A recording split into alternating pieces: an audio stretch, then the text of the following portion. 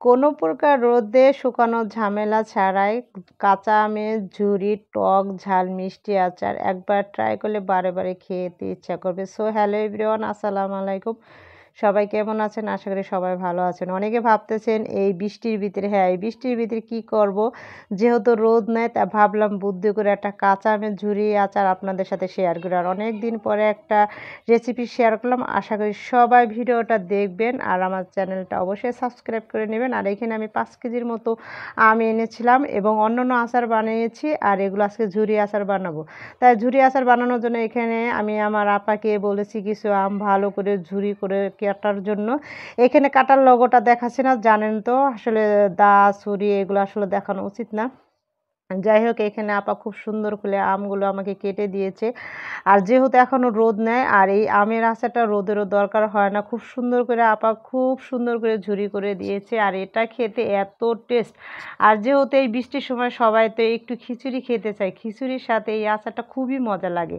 যাই হোক এখানে আমার আমগুলো ঝুরি হয়ে গেছে। এখন আমি এই আমের ভিতরে একটু লবণ দিয়ে খুব সুন্দর করে হাত দিয়ে চিটকে এর ভিতরে যতটা পানি আছে বের করে দেব। আপনারা যদি চান তাহলে কাপড়ে দিয়েও পানিটা বের করে নিতে পারেন। আমি এইখানে কিছুক্ষণ লবণ দিয়ে ভালো করে চিপুর দিয়ে এর ভিতর থেকে আমি পানিটা বের করে দেব। তার আগে লবণটা ভালো করে আমের সাথে মিক্সড করে নিয়েছি।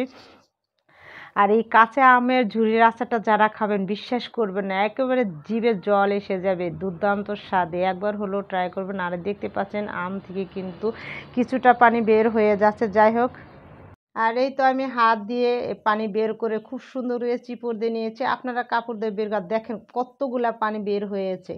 আর এরপরে আমি ৫ থেকে ১০ মিনিটের মতো একটু রেখে দিব ফ্যানের বাতাসে বা এমনিও রেখে দিতে পারেন। রেখে দেওয়ার পরে আমি এখানে প্রসেস করব, যেহেতু এটার ভিতরে আমি তেলের উপর বাগারটা দিব, রসুন এগুলো একটু প্রসেস করে নিয়েছি। দেন এখানে আমি ৫ মিনিটের জন্য রেখে দিয়েছি। এখানে আমি এনেছি রসুন বাটা, রসুন তারপর সরিষা এগুলা, আদা একটু সামান্য এগুলো দিয়ে আমি বেটে রেখেছি। আর এখানে দিয়েছি হলুদের গুঁড়া, মরিচের গুঁড়া, চাট মশলা, ধনিয়ার গুঁড়া, জিরার গুঁড়া আর মরিচের গুঁড়োটা একটু বেশি দিয়েছি। আর এই তো দেখতে পাচ্ছেন সরিষা বাটাটা দিয়েছি। একটু মিষ্টির জন্য চিনি দিবেন, অ্যাড করবেন, যেহেতু ঝাল টক মিষ্টি।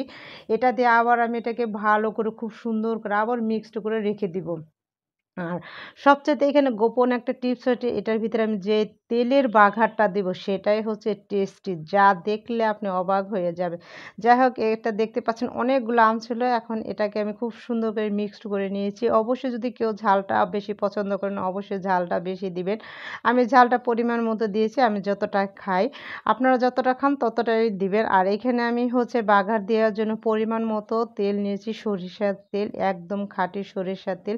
এর ভিতরে আমি এখন দিয়ে দেবো শুকনো মরিচ, তারপরে কাঁচা মরিচ, হ্যাঁ, গোটা রসুন। আর গোটা রসুন তো অবশ্যই দেবেন।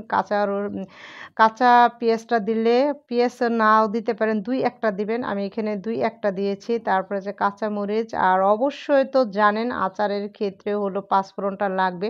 পাঁচফোড়নের গুঁড়া আর এখানে যে আমি সরিষা বাটাটা দিয়েছিলাম সেটা এখানে অ্যাড করে দিয়েছি। আর চাট মশলা একটু দিয়েছি।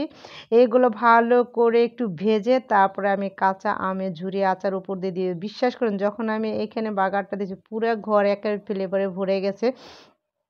আর এই আচারটা আজকে যেহেতু এখন তো একটু বৃষ্টি সিজন, ১ সপ্তাহ ধরে কোনো রোদ নেই। আর এই দেখতে পাচ্ছেন এটাকে যখন আমি আমের ভিতরে দিয়েছি, আমার পাশে আমার মিস বসা ছিল। মানে আমার ছেলে সে বলতেছে, "আপা আগে আমাকে একটু খেতে দেন তো। আপনার এটা এত ঘ্রাণ।" আমি বলছি, "এটা খিচুড়ি দিয়ে খেতে খুবই মজা লাগে।"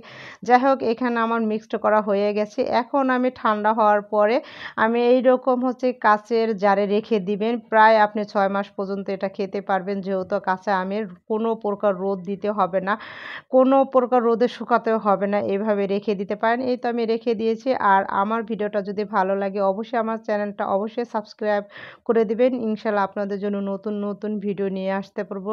সবাই আমার চ্যানেলটা অবশ্যই সাবস্ক্রাইব করে দিবেন। আর ভিডিও দেখে ভালো গঠনমূলক একটা কমেন্টস করে যাবেন অবশ্যই। আর এই তো দেখেন আমি এখন রেখে দিচ্ছি। আপনারা চাইলে এভাবে টক, ঝাল, মিষ্টি, কাঁচা আমের ঝুরি আচারটা বানিয়ে রেখে দিতে পারেন ৬ মাস পর্যন্ত। কোনো নষ্ট হবে না, ভালো থাকবে। বয়ামে করে রেখে দিবেন। সারা বছরও থাকবে যদি আপনি রেখে দিতে পারেন ভালো করে। আজকের মতো এখানে বিদায় নিচ্ছি। আল্লাহ হাফেজ।